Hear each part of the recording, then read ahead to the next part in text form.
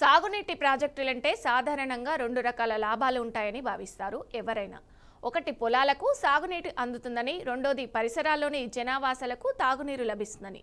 చిత్తూరు జిల్లాలో గుడిని అందులో లింగాన్ని మింగేసే గనుడైన ఒక పెద్దయిన కూడా సాగునీటి ప్రాజెక్టులంటే రెండిందల లాభమని భావిస్తారు. ఒకటి అక్కడ తన ప్రత్యర్థి పార్టీకి చెందిన భూముల్ని ముంచేసి నష్టపరచడమైతే, రెండోది ఆ ప్రాజెక్టు కాంట్రాక్టర్ను దక్కించుకొని నిధులు దోచుకోవడం. నియోజకవర్గంలోని ఏ ప్రాంతంలో అయినా ఎక్కువ మంది తనకు ఓట్లు వేయాలనుకుంటే టక్కున అక్కడో ప్రాజెక్టు కట్టేసి వారి జీవితాలను అందులో ముంచేస్తారు. పరిహారం గురించి ప్రశ్నిస్తే ఆయన పరివారమైన పోలీసులు రంగప్రవేశం చేస్తారు.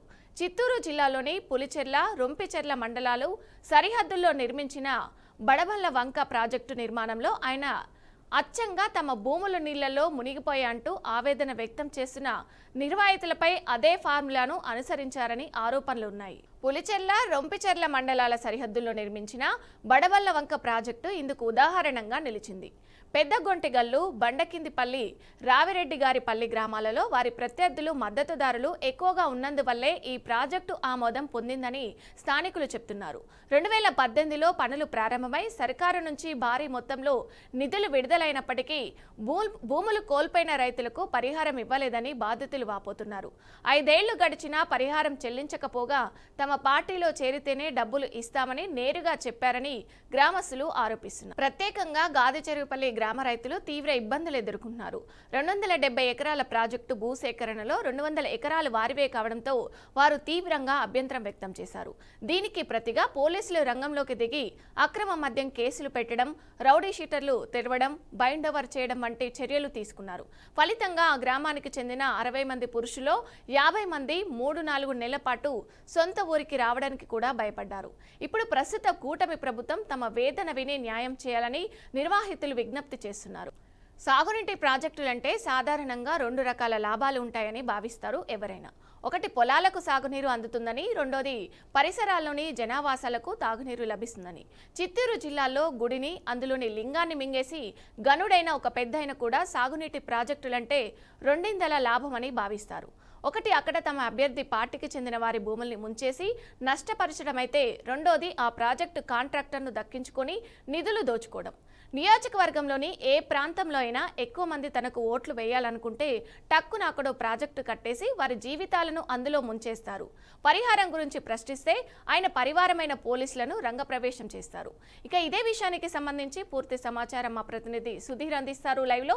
సుధీర్, చెప్పండి, దీనికి సంబంధించిన అప్డేట్స్ ఏంటి? అదిగా ఏదైతే చిత్తూరు జిల్లాలో ఇప్పటి వరకు కరువు ప్రాంతం లేకుండా గతంలో ఎన్టీఆర్, దివంగత ముఖ్యమంత్రి ఎన్టీఆర్ హయాం నుంచి ప్రస్తుతం చంద్రబాబు నాయుడు పరిపాలన విధానం వరకు కూడా మొదట రైతులకు సంబంధించినటువంటి నీరు విషయంలో చాలా వరకు ప్రాజెక్టుల విషయంలో చేసినటువంటి పరిస్థితి ఉంది. అయితే ప్రధానంగా ఇప్పటి వరకు కూడా రైతులకు సాగునీటి నీరుని ఇచ్చే విధంగా ప్రాజెక్టులు నిర్మిస్తూ ఒక పక్క తాగునీరు కూడా ఇబ్బందికరంగా ఉన్నటువంటి ప్రాంతాలకు తాగునీటి కూడా సరఫరా చేసే విధంగా అన్ని విధాల చర్యలు తీసుకున్నప్పటికీ గతంలో ఏదైతే 2018 ఈ యొక్క పడమర ప్రాంతాలైనటువంటి పులిచెర్ల, రొంపిచెర్ల మండలాల సరిహద్దుల్లో బండబల్ల బంక ప్రాజెక్టు కూడా అందుకు 2018లో నిర్మాణానికి శ్రీకారం చుట్టడం, దాని తర్వాత 5 ఏళ్ల పాలన తీసుకున్నట్టయితే వైసీపీ హయాంలో దీనికి సంబంధించి పూర్తి నిధులన్నీ కూడా దాని ప్రభుత్వం సర్కార్ వారి తరపు నుంచి కూడా వచ్చినప్పటికీ, అయితే అందులో ఈ యొక్క ప్రాజెక్టు నిర్మించేదానికి దాదాపు 270 ఎకరాలకు గాను 200 ఎకరాలు తీసుకున్నట్టయితే గాదిచెరువుపల్లికి చెందినటువంటి వాసులుగా గుర్తించారు. అయితే ఈ యొక్క బండకిందపల్లి, అలాగే ఇంకా కద్దకొట్టిగల్లు, రామిరెడ్డిపల్లి ఈ ప్రాంతాలంతా కూడా తెలుగుదేశం పార్టీ మద్దతుదారులు అని చెప్పుకోవచ్చు. అయితే పూర్తిగా కక్ష సాధించారుగా వాళ్ళకి గతంలో ఈ యొక్క 5 ఏళ్ల పాలనలో వైసీపీ ప్రభుత్వం వాళ్ళకి ఒక్క రూపాయి కూడా అందించలేదని, ఏమైనా డబ్బులు కానీ ఇటువంటి వాటిపైన వాళ్ళు కానీ నోరెత్తినట్టయితే అక్రమ కేసులు పెట్టడము, ఇవన్నీ కూడా చాలా వరకు ఇబ్బంది పెట్టేటువంటి అని కూడా చెప్తున్నారు. అయితే దాదాపు అక్కడ 60 మంది వరకు మగవారు ఉంటే దాంట్లో 50 మంది వరకు వాళ్ళు ఉన్నటువంటి స్థావరాలు విడిచిపెట్టి బయట ప్రాంతాలకు వెళ్ళిపోయి ఊరికి రావాలన్నా కూడా ఏదో ఒక రూపంలో అక్కడికి వచ్చి ఒక రోజు తలదాచుకుని వెళ్ళే పరిస్థితి అయితే ఉంది. అయితే ఈ రోజు కూటమి ప్రభుత్వం ఏర్పడిన తర్వాత తమకు న్యాయం చేయాలని ఇటు కూటమి ప్రభుత్వాన్ని కోరడం జరిగింది. ఇప్పుడే ఈ యొక్క ప్రాజెక్టుల వర్కులు తీసుకున్నట్టయితే చిత్తూరు జిల్లాలో వైకాపాలో ఒక పెద్దాయన ఆయన సంబంధించినటువంటి కనుసందుల్లోనే నియోజకవర్గాల అభ్యర్థుల్ని నిర్మించడం ఏర్పాటు చేయడం కావచ్చు. అలాగే ఏ ఒక్క నిర్ణయం తీసుకోవాలన్న ఆ పెద్దాయన అనుమతి లేనిదే అధిష్టానం కూడా నిర్ణయం తీసుకోలేని పరిస్థితి. ఈ నేపథ్యంలో ఈ యొక్క ప్రాజెక్టులకు సంబంధించి తన సొంత ప్రాజెక్టు పేరుతో చేసినటువంటి పరిస్థితుల్లో సర్కారు నుంచి నిధులు వచ్చినప్పటికీ ఈ యొక్క బాధితులు ఎవరైతే రైతులు ఉంటారో వీళ్ళకి డబ్బులు కూడా చేరలేని పరిస్థితుల్లో ఈ రోజు వాపోతున్నారు. అడిగిన దానికి గతంలో ఈ యొక్క 5 ఏళ్ల పాటు పూర్తిగా వాళ్ళని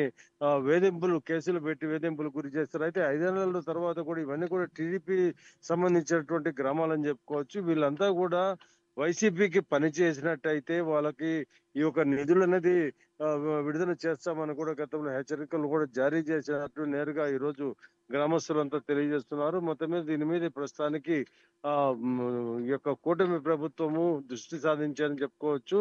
ఎందుకంటే గతంలో మనం చూసాము హంద్రీనివా ప్రాజెక్టు కూడా గత మాజీ ముఖ్యమంత్రి జగన్మోహన్ రెడ్డి రావడము, అక్కడ ప్రాజెక్టు కుప్పం దగ్గర ఓపెన్ చేసి వెళ్ళిన తర్వాత ఒక్కరోజు వరకే వాటర్ రావడం, తర్వాత రోజు చూసుకున్నట్టయితే అక్కడున్న రైతులంతా కూడా అదే డ్యామ్ లోపల కాలువలో నడిచిపోయిన విజువల్స్ అన్ని కూడా చూసాము.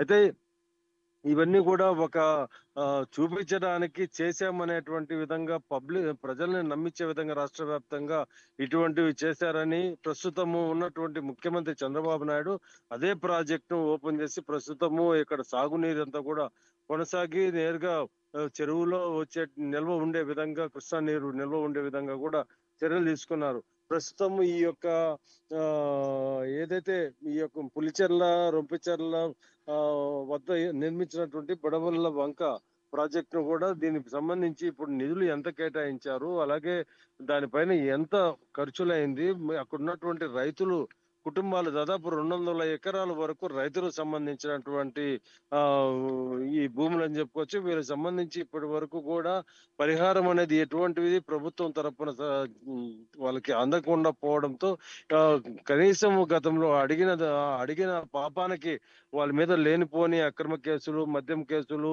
ఇతర కేసులన్నీ కూడా బనాయించి బైండ్ ఓవర్ చేసి గ్రామాలు విడిచి బయటకు వెళ్లే విధంగా చేసినటువంటి పరిస్థితి ఉంది. ప్రస్తుతానికి ఈ ప్రభుత్వం న్యాయం చేయాలని కోరుతున్నారు. అధిక సుధీర్.